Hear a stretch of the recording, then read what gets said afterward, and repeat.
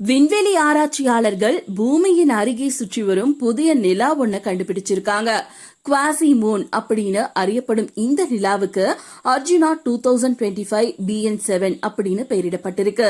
பூமியை போலவே இதுவும் சூரியனை சுற்றி வருதாம்.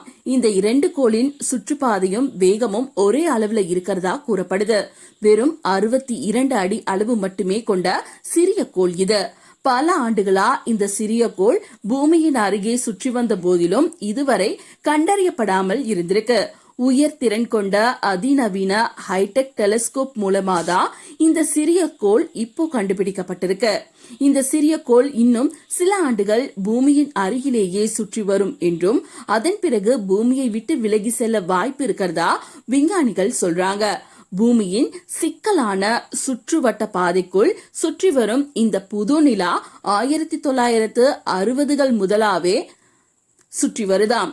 2080 ஆண்டு வரை தொடர்ந்து பூமியுடனே பயணிக்கும் அப்படின்னு தெரிவிக்கப்பட்டிருக்கு.